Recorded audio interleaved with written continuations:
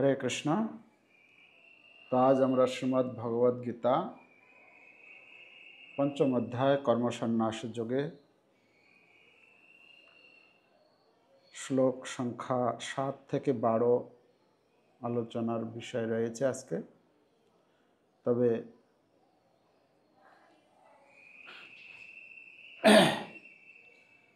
এই কর্মসন্ন্যাস যোগে সর্বমোট 29টি শ্লোক রয়েছে। पंचम अध्याये 29टी श्लोक के আমরা 6টি विभागे आलोचना करब। 1 থেকে 6 যেখানে निष्काम कर्मयोगের কথা भगवान বলেছেন যে কর্ম ত্যাগের চেয়ে কর্মযোগ হচ্ছে সহজ। 7 থেকে 12 নম্বর শ্লোকে কিভাবে এই নিষ্কাম কর্মযোগ অনুষ্ঠান করা যায় তার কথা বর্ণনা করা হয়েছে। তৃতীয় পরিচ্ছেদে 13 থেকে 16 নম্বর শ্লোকে জ্ঞানের স্তর অর্থাৎ 3 প্রকার কর্তা যে কর্ম করে, জ্ঞানের স্তরে যে 3 প্রকারের কর্ম করা যায় সেই সম্বন্ধে বলা হয়েছে। 17 থেকে 26 নম্বর শ্লোকে বর্ণনা করা হচ্ছে परमात्मा केंद्रिक मुक्ति, যিনি জ্ঞানের স্তরে অধিষ্ঠিত হয়ে ভক্তিপূর্বক চেতনাকে পরমাত্মায় স্থির করেন এবং সমস্ত বিষয়ের জড় বিষয়ের প্রতি সমভাবাপন্ন হয় তিনি অচিরেই মুক্তি লাভ করেন। সেই সম্বন্ধে 17 থেকে 26 নম্বর শ্লোকে বর্ণনা করা হয়েছে। এবং अंतिमे पंचम अध्यायेर 29 नम्बर श्लोक थेके माने 29 नम्बर श्लोकटी जेखाने किभाबे एकजन शांति लाभ करते पारे सेई शांति सूत्र सेई कथा बर्णना करा हयेछे। तो एखाने आमरा देखी पंचम अध्यायेर शुरूते अर्जुन प्रश्न करेछेन। अर्जुनेर प्रश्नटा कोथा थेके एलो? अर्जुनेर प्रश्न एलो এই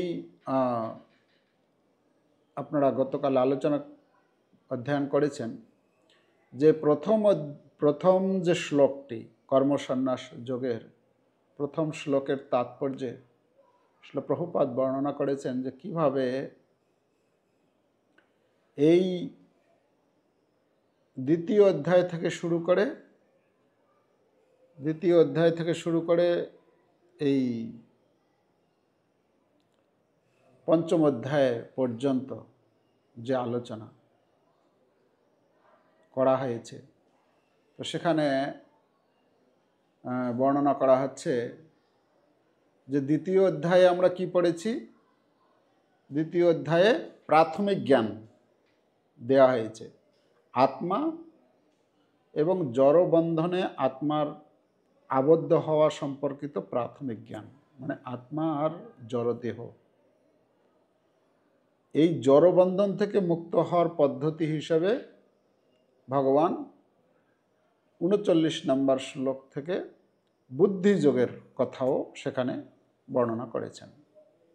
তারপর তৃতীয় অধ্যায়ে এসে জ্ঞানের একজন ব্যক্তি কিভাবে জ্ঞানের স্তরে অধিষ্ঠিত হয়ে তার কর্তব্য কর্ম করবে, আর এমনভাবে সে কর্তব্য কর্ম করবে যারা অন্য যে তার নিচে যে সমস্ত ব্যক্তি রয়েছে তারা তাকে অনুসরণ করে কর্ম করবে। যারা মূঢ় ব্যক্তি তাদেরকে বিভ্রান্ত করবে না, এভাবে সে কর্ম করবে। যার দ্বারা অনুপ্রাণিত হয়ে তার অধস্থন যারা থাকে তাকে অনুসরণ করে কর্ম করবে। চতুর্থ অধ্যায়ে আমরা দেখেছি সেখানে বিভিন্ন যজ্ঞের কথা বর্ণনা করা হয়েছে এবং সমস্ত যজ্ঞের যে উদ্দেশ্য হচ্ছে যে জ্ঞানে পরিসমাপ্যতে, জ্ঞান, চিন্ময় জ্ঞান লাভ করা। এবং 41 নম্বর শ্লোকে ভগবান গিয়ে যে অর্জুনের যে এখানে প্রশ্ন, প্রথম শ্লোকেই প্রশ্ন করেছেন, যে অর্জুন প্রশ্ন করেছেন,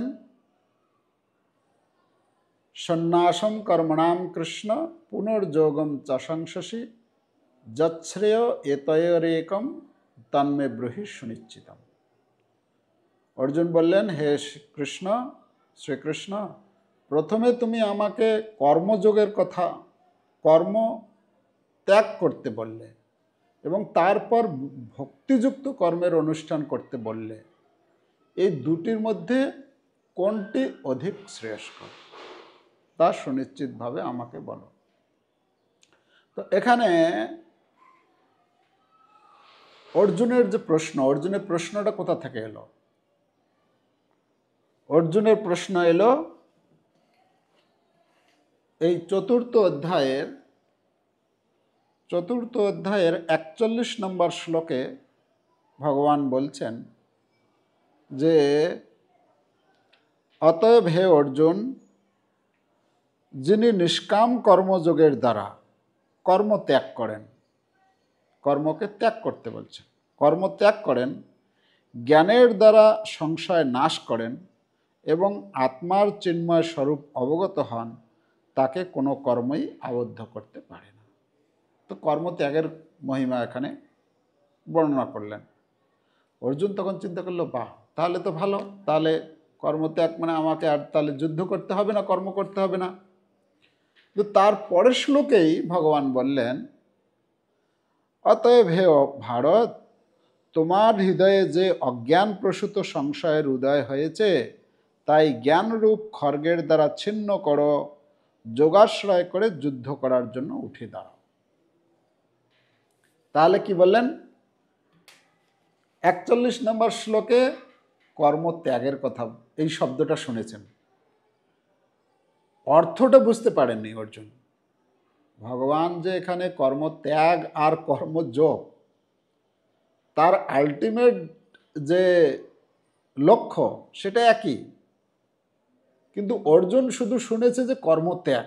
যখন কর্মত্যাগের কথা শুনেছেন অর্জুন খুশি হয়ে গেছে, কিন্তু 42 নম্বর শ্লোকে যখন বলছেন তুমি উঠে পড়ো, যুদ্ধ করো, তো যখনই বলেছেন চিত্তৈনং সংশয়ং যোগম উত্তিষ্ঠ উত্তিষ্ঠ ভারত, হে ভারত, হে অর্জুন, তুমি উঠো আর যুদ্ধ করো। তো যুদ্ধ করা মানে কর্ম করতে হচ্ছে। তো অর্জুন বিভ্রান্ত হয়ে গেছে, একবার আপনি বলছেন যে কর্ম ত্যাগ করতে, একবার বলছেন কর্ম করতে, আমি বিভ্রান্ত হচ্ছি। তাই পঞ্চম অধ্যায়ের শুরুতেই অর্জুন প্রশ্ন করছেন, হে শ্রীকৃষ্ণ, প্রথমে তুমি আমাকে কর্মত্যাগ করতে বললে এবং তারপর ভক্তিযুক্ত কর্মের অনুষ্ঠান করতে বললে, এই দুটির মধ্যে কোনটি অধিক শ্রেয়স্কর তা সুনিশ্চিতভাবে আমাকে বলো। তো যখন অর্জুন যখন প্রশ্ন করেছেন, ভগবান দ্বিতীয় শ্লোক থেকে উত্তর দেওয়া শুরু করেছেন যে এই একই রকম প্রশ্ন অর্জুন তৃতীয় অধ্যায়ের শুরুতেও করেছিলেন, যে কোনটি শ্রেষ্ঠ আমার জন্য। হ্যাঁ, মানে তৃতীয় অধ্যায়ের প্রথম শ্লোকে সেখানে প্রশ্ন করেছিলেন, আর এই পঞ্চম অধ্যায়ের প্রথম শ্লোকে এখানেও এসে প্রশ্ন করছেন, কর্মযোগ শ্রেয় নাকি কর্মত্যাগ শ্রেয়। শ্রীকৃষ্ণ এখন অর্জুনের প্রশ্নের উত্তর দানের সাথে সাথে কর্মযোগের মাধ্যমে মুক্তি লাভের পন্থাটিও মানে তৃতীয় অধ্যায়ে বর্ণনা করেছিলেন, এখন এই পঞ্চম অধ্যায়ে আরও গভীরভাবে তিনি বর্ণনা করবেন। আচ্ছা, তো আপনারা কালকে অধ্যয়ন করেছেন 6 নম্বর শ্লোক পর্যন্ত। 6 নম্বর শ্লোক পর্যন্ত যে বর্ণনা করা হয়েছে যে নিষ্কাম কর্মযোগ কর্মত্যাগের চেয়েও সহজ, সেখানে দুটো পার্টে আলোচনা করা হয়েছে। 1 নম্বর শ্লোক থেকে 3 নম্বর শ্লোকে আলোচনার বিষয় ছিল কর্মযোগ সন্ন্যাসের তুল্য হলেও সেটা হচ্ছে উৎকৃষ্ট, মানে সহজ। কর্মযোগ অনুষ্ঠান করা হচ্ছে সহজ। আর 4 নম্বর 4, 5, 6 এই 3টি শ্লোকে আলোচনা করা হয়েছে এই যে কর্মযোগ যে শ্রেয়, কেন শ্রেয়, এই কর্মযোগ যে উৎকৃষ্ট, কিভাবে উৎকৃষ্ট, সেই কথা 4, 5, 6 এই 3টি শ্লোকে আলোচনা করা হয়েছে। তো আজকের আলোচনার আমরা করব 7 নম্বর শ্লোক থেকে। তো সেখানে কর্মযোগ আর কর্ম এই ত্যাগ দুইটার পার্থক্য বিশাল, মানে প্রায় 12টি পার্থক্য সেখানে তুলে ধরা হয়েছে। কর্মত্যাগ মানে হচ্ছে কারা? যারা যারা মনে করে যে কর্ম করলে কর্মের ফল উৎপন্ন হবে, অতএব আমরা কর্মবন্ধনে আবদ্ধ হয়ে পড়ব। অতএব কর্ম যদি আমি না করি তাহলে কর্ম ফল আসবে না। কর্মত্যাগী কারা? কর্মত্যাগী সাধারণ অর্থে আমরা যে দেখি এই জগতে যারা হচ্ছে মায়াবাদী সন্ন্যাসী। মায়াবাদী সন্ন্যাসীরা তারা কর্ম করতে চায় না। কেন? তারা মনে করে কর্ম করলে কর্মের ফল উৎপন্ন হবে এবং তার দ্বারা আমরা আবদ্ধ হয়ে পড়ব। অতএব কর্ম থেকেই দূরে থাকি। তো সেই সমস্ত মায়াবাদী সন্ন্যাসীরা কর্তব্যকর্ম সম্পাদনের মাধ্যমে আগে পরিশুদ্ধ হওয়া দরকার, সেটা তারা করে না। শুদ্ধ জ্ঞান লাভের মাধ্যমে তাদের যে সিদ্ধান্ত, তারা বলে যে বৈরাগ্য মানে কর্ম থেকে দূরে থাকব, এটা তারা মনে করে। কিন্তু যারা কর্মযোগী বা বৈষ্ণব সন্ন্যাসী বা ভক্তিযোগী যাদেরকে বলা হচ্ছে, তো তারা কি করে? কর্ম করার মাধ্যমেই নিজেকে পরিশুদ্ধ করে তোলে। হ্যাঁ, তারা আত্মজ্ঞানের স্তরে অধিষ্ঠিত হয়ে সব কর্ম সম্পাদন করে। তো যারা মায়াবাদী সন্ন্যাসী তারা হচ্ছে অসম্পূর্ণ বৈরাগ্য তাদের। তো এখানে বলা হচ্ছে যারা মায়াবাদী সন্ন্যাসী তাদের বৈরাগ্যটা হচ্ছে অসম্পূর্ণ, আর অপরপক্ষে যারা বৈষ্ণব সন্ন্যাসী বা ভক্তিযোগী কর্মযোগী তাদের বৈরাগ্যটা হচ্ছে পূর্ণ বৈরাগ্য। তারা কর্মর মধ্যে থাকলেও যেহেতু তারা সব কিছু কর্ম কৃষ্ণের জন্য সম্পাদন করেন, তাই তাদের বৈরাগ্যটা হচ্ছে পূর্ণ। 2 নম্বর শ্লোকের আলোচনা করা হয়েছে 5-এর 2-এ, যে মূল শ্রীবিষ্ণুকে অনুসন্ধান করা, তারা মানে যারা মায়াবাদী সন্ন্যাসী। প্রভুপাদ তাৎপর্যে লিখেছেন মায়াবাদী সন্ন্যাসীরা তারা নেতি, এটা নয়, এটা নয়, এটা নয়, এটা নয়। তাহলে আসল বস্তু কি? তারা খুঁজে অনেক রিসার্চ করে, অনেক শাস্ত্রগ্রন্থ অধ্যয়ন করে তারা মূল খুঁজে যে এই জগতের সত্য বস্তু কি। তারা একটা সিদ্ধান্তে উপনীত হয় যে ব্রহ্মই হচ্ছে সত্য আর সম্পূর্ণ জগৎ হচ্ছে মিথ্যা। তো তারা মূলটা খুঁজে ছেড়ে দেয়, হ্যাঁ পেয়ে গেছি এবারে, কিন্তু আর কিছু করে না। প্রভুপাদ বলছেন যারা ভক্ত, যারা কর্মযোগী, যারা বৈষ্ণব সন্ন্যাসী, তারা কি করে? মূলটা খুঁজে বের করে যে এই জগতের পরম সত্য কে, সেই মূলটা খুঁজে বের করে তাতে জল সিঞ্চন করে। দুটো হচ্ছে পার্থক্য। তারা মূল খুঁজে ছেড়ে দেয়, আর যারা ভক্ত তারা মূল খুঁজে বের করে তাতে জল সিঞ্চন করে। অর্থাৎ জল সিঞ্চন মানে ভগবত সেবা সম্পাদন করে। আর এই মায়াবাদী যে সন্ন্যাসী এ পন্থার অর্থ জড়বস্তু থেকে বিচ্ছিন্ন বা নিরাসক্ত থাকা। তারা মনে করে যে জড় যে যা বস্তু রয়েছে সেটার থেকে নিজেকে দূরে রাখতে হবে, মানে তারা নিরাসক্ত হওয়ার চেষ্টা করে জোরপূর্বক। কিন্তু অপরপক্ষে যারা ভগবত ভক্ত তারা কি করে না, এই জগতের বস্তু থেকে নিরাসক্ত হওয়ার প্রয়াস করে না, তারা কৃষ্ণের প্রতি আসক্ত হওয়ার প্রচেষ্টা করে।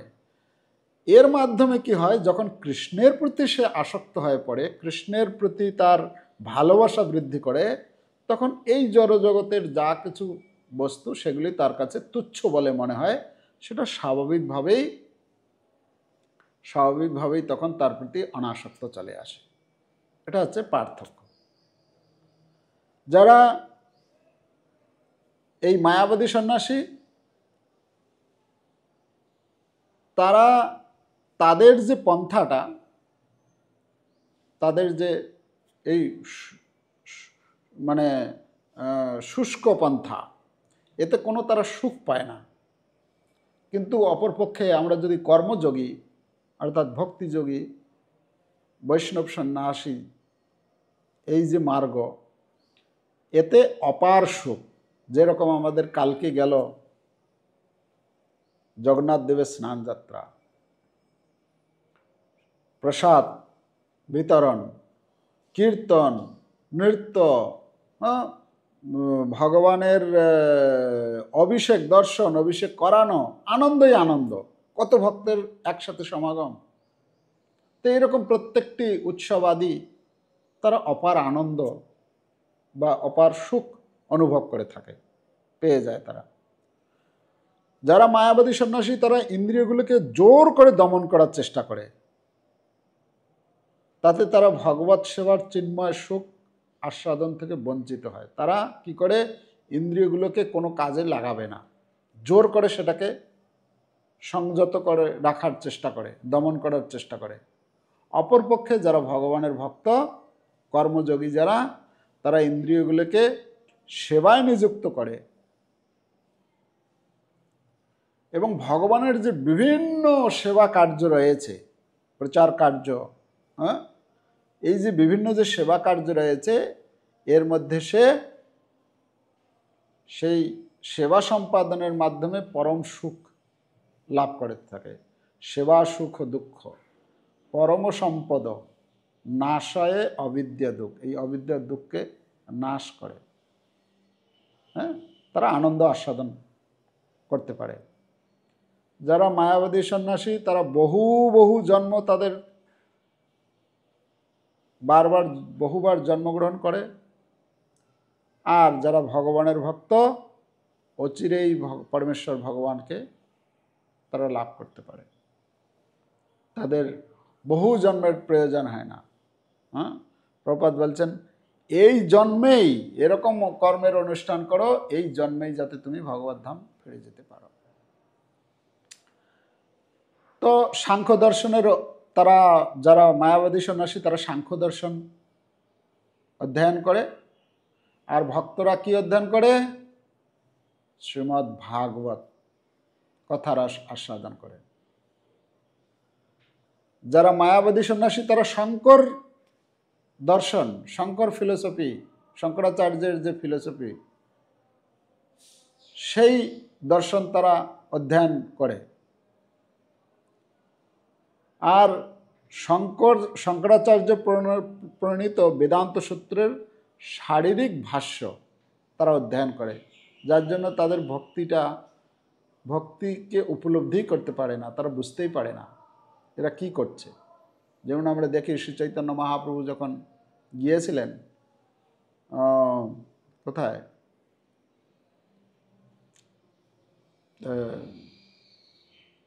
বারাণসী, তো সেখানে মায়াবাদী সন্ন্যাসীগণ ছিলেন।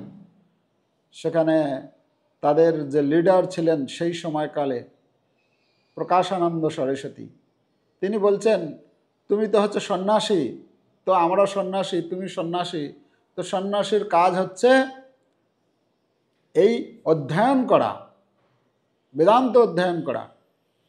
তুমি সেটা ছেড়ে এই ভাবুকের মতো নৃত্য কীর্তন করছো, এটা ঠিক না। মহাপ্রভু নিজেকে বললেন, গুরু মোরে মূর্খ দেখি করিল শাসন।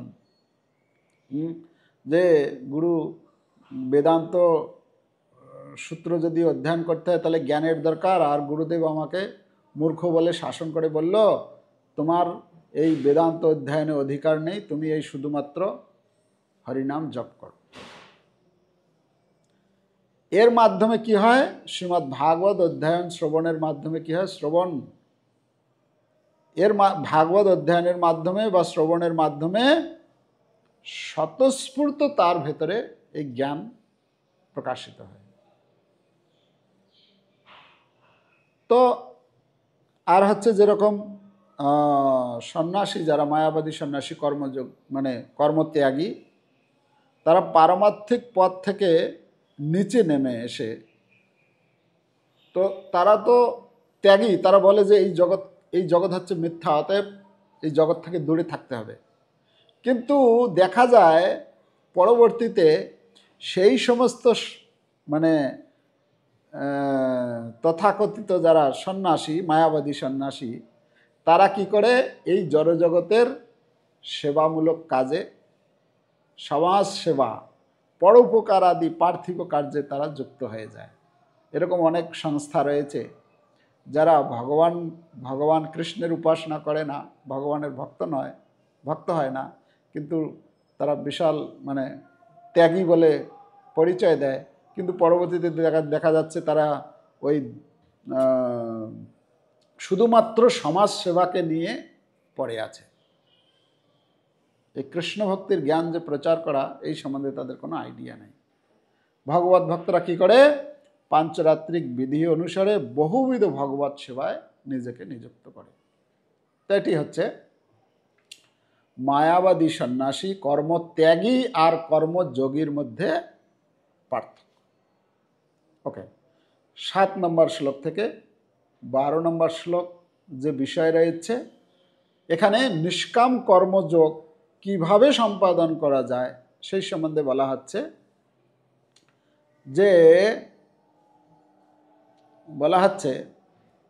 যে আমরা যে প্রথম পরিচ্ছেদ অধ্যয়ন করলাম, প্রথম পরিচ্ছেদের সঙ্গে দ্বিতীয় পরিচ্ছেদের সংযোগ আলোচনা করা হচ্ছে যে চিন্ময় জ্ঞানের স্তরে কর্ম সম্পাদনকারী ব্যক্তির চেতনার কথা বলে কৃষ্ণ সাংখ্য ও কর্মযোগ পরিপূরক হওয়া সত্ত্বেও কর্মযোগেই যে শ্রেয় তা আলোচনা করবেন।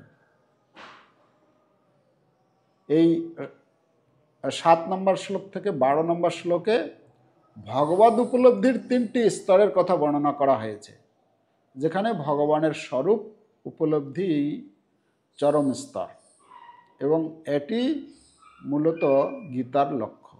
শ্রীল প্রভুপাদ এর দৃষ্টিকোণ থেকেই এর শ্লোকগুলো ব্যাখ্যা করেছেন। যোগযুক্ত বিশুদ্ধাত্মা বিজিতাত্মা জিতেন্দ্রিয় সর্বভূতাত্ম কুর্বন্নপি ন লিপ্যতে। অনুবাদ: নিষ্কাম কর্মযোগে যুক্ত, বিশুদ্ধ বুদ্ধিসম্পন্ন, আত্মসংযত ও জিতেন্দ্রিয় আত্মা সকলের প্রিয়। জিতেন্দ্রিয় আত্মা সকলের প্রিয় এবং অন্য সকলেও তার প্রিয়।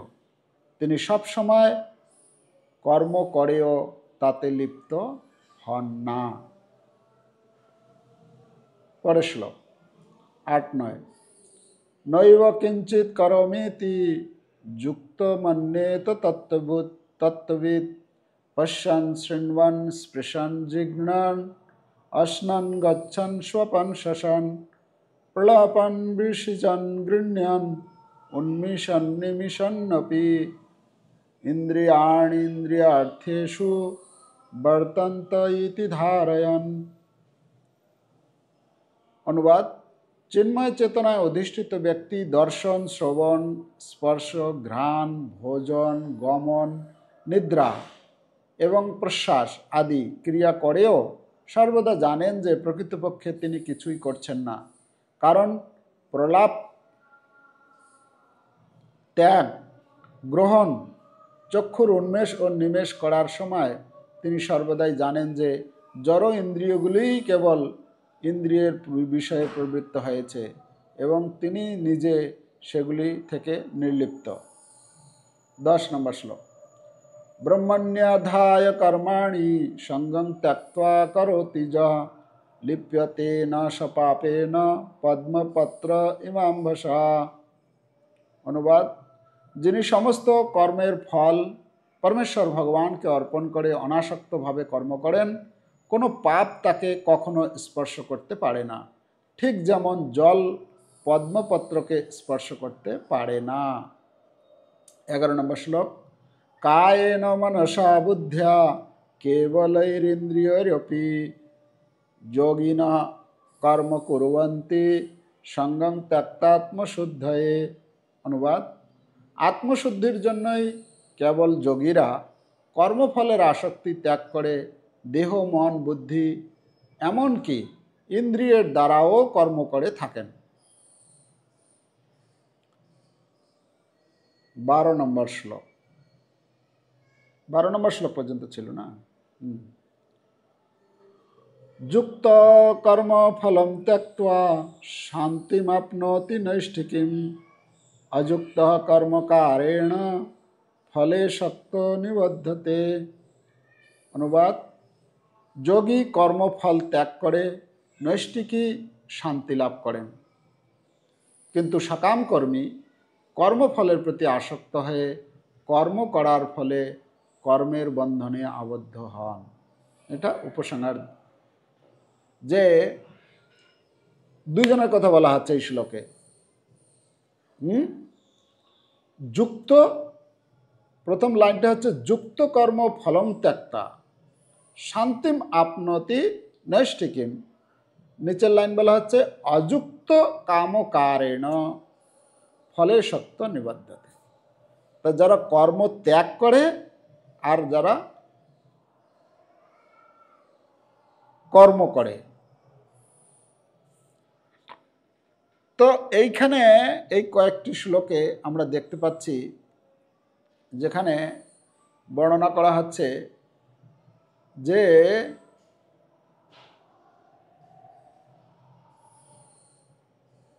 এই 7 নম্বর শ্লোকে আমরা দেখি যেরকম বলা হচ্ছে উপলব্ধির দিক থেকে যে সকল জীবকে পরমেশ্বর ভগবানের নিত্য অবিচ্ছেদ্য অংশ চিন্ময় আত্মা রূপে তারা দর্শন করে। যেহেতু সে প্রত্যেকটি জীবকে বসুধৈব কুটুম্বকম, যে পরমেশ্বর ভগবান হচ্ছেন পরমপিতা এবং প্রত্যেকটি জীব হচ্ছে তার চিন্ময় অংশ, তো আত্মার সেই রূপে দর্শন করেন, তো সকলে হচ্ছে তার প্রিয় এবং মানে তিনিও সকলের কাছে প্রিয় হন। এখানে বলা হচ্ছে যে কৃষ্ণ ভাবনার দৃষ্টিকোণ, এই যে যারা কর্মযোগী, যে ভক্ত সকলকে ভগবানের নিত্য অবিচ্ছেদ্য অংশ রূপে দেখেন, তাই ভগবৎ সেবার মাধ্যমে তিনি মূলে জল সেচন করেন, ঠিক উদরে আহার দিয়ে সকল অঙ্গ প্রত্যঙ্গকে পুষ্ট করার মতো। এভাবে সকল জীবের প্রকৃত সেবা সম্পন্ন হয় বলে তিনি সকলের প্রিয়। কিভাবে প্রিয়? এখানে যে আলোচনা করা হচ্ছে যে এই যে কর্মযোগী কিভাবে কর্ম সম্পাদন করেন, সে কথা এই 7 নম্বর শ্লোক থেকে শুরু হচ্ছে। কিভাবে সম্পাদন করেন না, তিনি প্রত্যেককে, এই জগতের সমস্ত জীবকে ভগবানের সঙ্গে যুক্ত রূপে দেখেন, অর্থাৎ ভগবানের অবিচ্ছেদ্য অংশ হচ্ছে প্রত্যেকটি জীব। ঠিক আছে? তো তাই যদি পূর্ণের সেবা করা হয় তো স্বাভাবিকভাবে তার শাখা প্রশাখা ইত্যাদি সকলেই সন্তুষ্ট হয়ে যাবেন, এমনকি ইন্দ্র, চন্দ্র, বরুণ আদি দেবতাগণ পর্যন্ত সন্তুষ্ট হয়ে যান। তিনি জানেন 8 থেকে 9 দুটি শ্লোকে যে বর্ণনা করা হচ্ছে, তিনি জানেন জড়জাগতিক কার্যকলাপ মানে ইন্দ্রিয়ের সাথে বিষয়ের সংযোগ। এই জড়জগতে যে যারা কর্ম ত্যাগী যারা, তারা কর্ম থেকে দূরে থাকে। কিন্তু যারা কর্মযোগী তারা কি মনে করেন, তারা এরকম মনে করেন যে আমার যে ইন্দ্রিয়গুলো আছে আর এই জড়জাগতিক যে কর্মগুলো আছে, ঠিক যেরকম আমরা চোখের পাতা যে পলক যে পড়ছে, আমরা কখনো সেই বিষয়ে কি কোনো প্রচেষ্টা করতে হয়? কোনো কি আমাদের সেই বিষয়ের উপরে কোনো কিছু ধ্যান দিতে হয়, ধ্যান আকর্ষণ করতে হয়? না, স্বাভাবিকভাবে হয়ে যায়। যেরকম সকালবেলা উঠছি আমরা, বাহ্যক্রিয়া আদি করতে হবে, হ্যাঁ? তো মানে যারা কর্মযোগী তারা মনে করে কি এই ইন্দ্রিয়গুলো, ইন্দ্রিয়ের যে বিষয়ে কর্মে তারা যুক্ত থাকছে, তিনি নিজে কিছু করছেন না। যেহেতু তিনি নিজে কিছু করছেন না, তাই তার ক্রিয়া প্রতিক্রিয়া তার উপর প্রভাব ফেলবে না। তো এখানে বলছে যে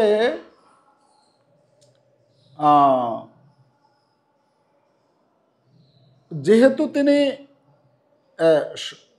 মানে সকাম কর্ম থেকে দূরে অবস্থান করে, যার বিভিন্ন 5টি তাৎক্ষণিক ও সুদূর প্রসারী কারণ, নিত্য সেবক হিসাবে সর্বদা নিজের স্বরূপে অধিষ্ঠিত হয়ে ইন্দ্রিয়গুলোকে কৃষ্ণ সেবায় যুক্ত রাখেন। তো তিনি তার যে ইন্দ্রিয়গুলো আছে, তার চক্ষু, কর্ণ, নাসিকা, জিহ্বা, ত্বক, বাক, পানি, পাত, পায়ু, উপস্থ, এই ইন্দ্রিয়গুলোকে কি করেন, তিনি কৃষ্ণ সেবায় সর্বদা নিযুক্ত রাখেন।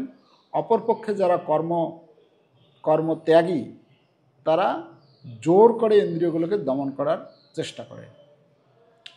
এখানে বলা হচ্ছে যে জড়জগতে আত্মা নিষ্ক্রিয় হওয়ায় তা ভগবানের কাছ থেকে দূরে অবস্থান করে।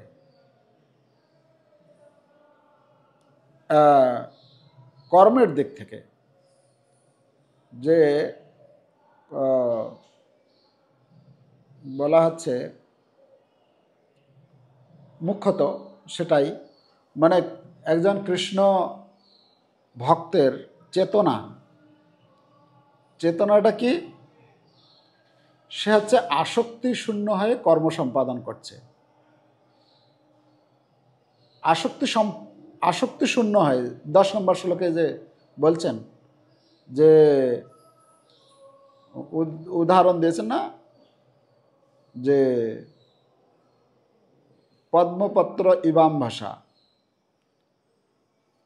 আসক্তি শূন্য হয়ে কর্ম সম্পাদন করছেন, তাই কর্মফলের আকাঙ্ক্ষা করছেন না তারা।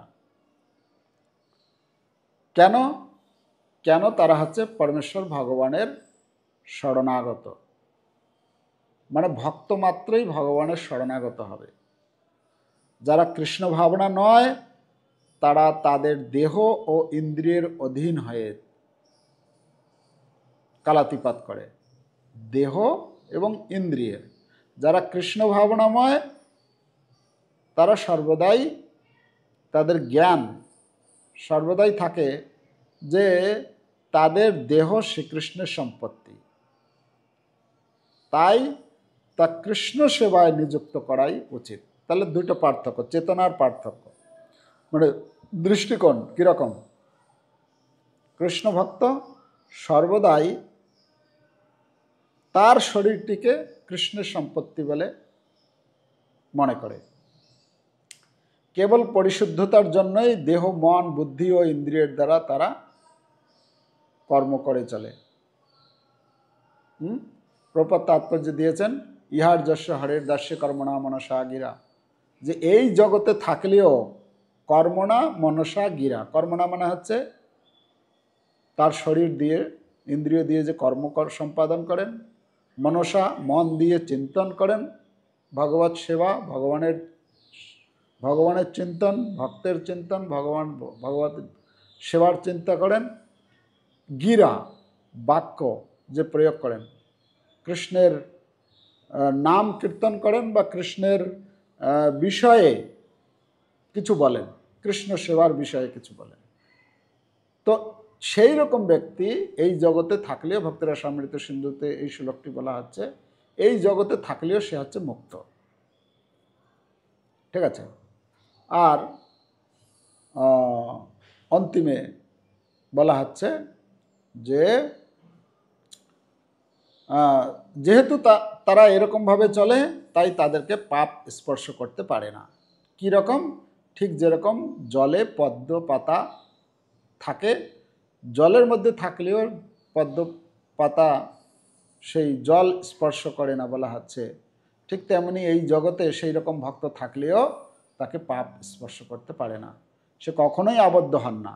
কারণ মন ও ইন্দ্রিয় ভোগের জন্য কর্ম করেন না তারা সমস্ত কিছু কর্ম করেন শ্রীকৃষ্ণের ইচ্ছায় বা শ্রীকৃষ্ণের সন্তুষ্টির জন্য। তাই তারা নৈষ্ঠিকী শান্তি লাভ করে থাকেন। নৈষ্ঠিকী শান্তি বলা হচ্ছে, হ্যাঁ, কারণ